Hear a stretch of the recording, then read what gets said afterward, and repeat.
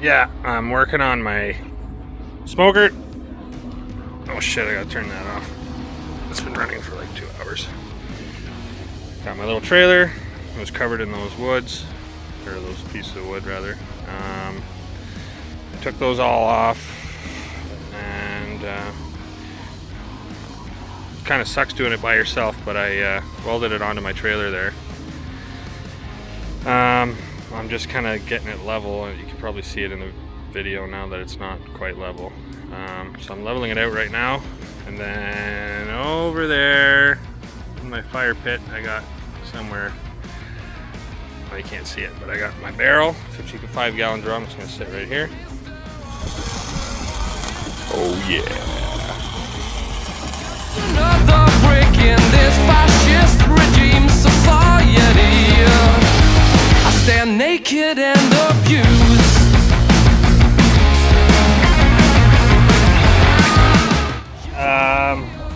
So this is going out to anybody who's doing one of these barbecues.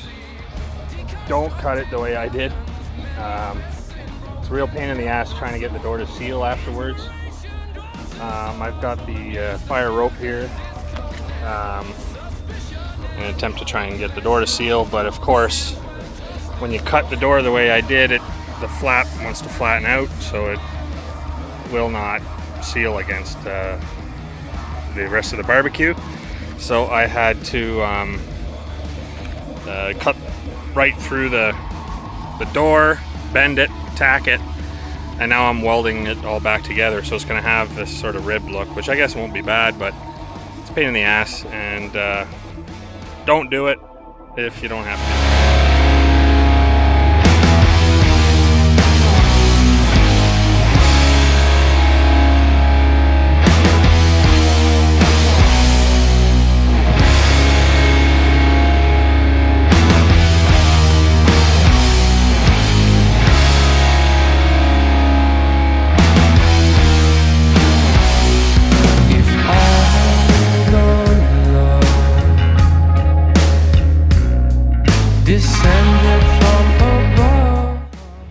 Alright, so here's what I've done so far in the last, I don't know how long it's been since my last vid, but yeah, I've got this on there securely now.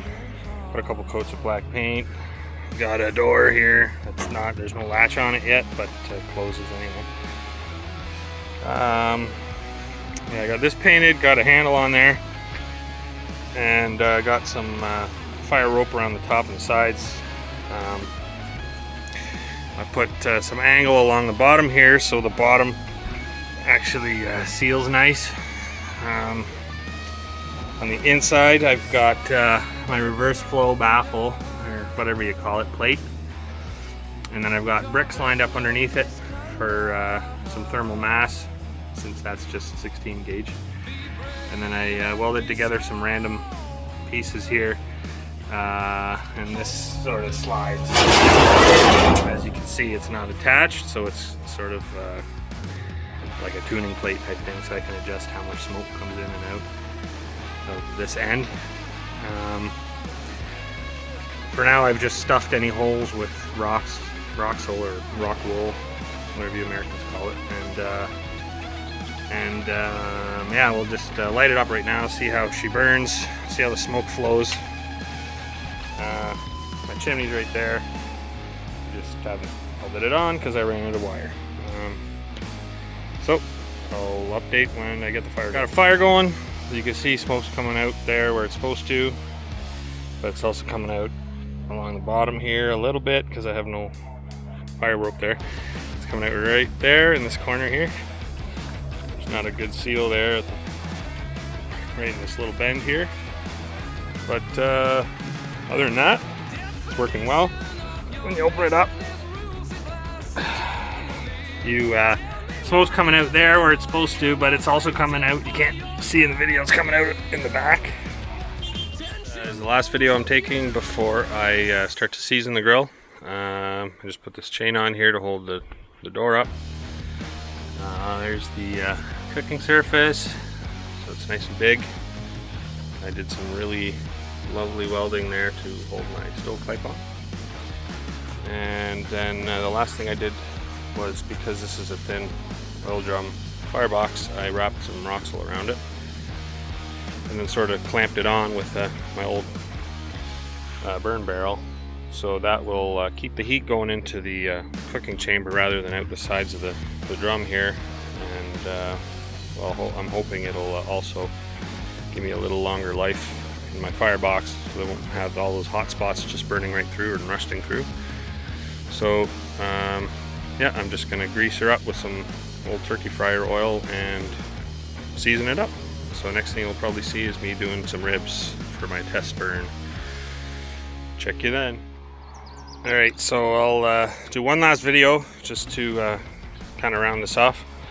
I just made a really simple latching mechanism here. So it closes it, opens it up to different levels, and then I got my fire going in here. And I've been smoking for maybe, I don't know, 15 minutes or so.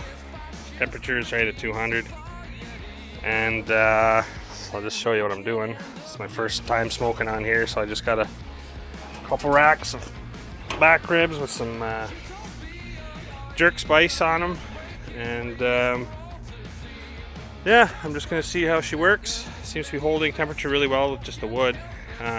This insulating of my firebox, I think, really helps out a lot, because I can put my hand right on it and it's like not even hot. All the heat's going straight into the cooking chamber, so it's pretty easy to maintain heat.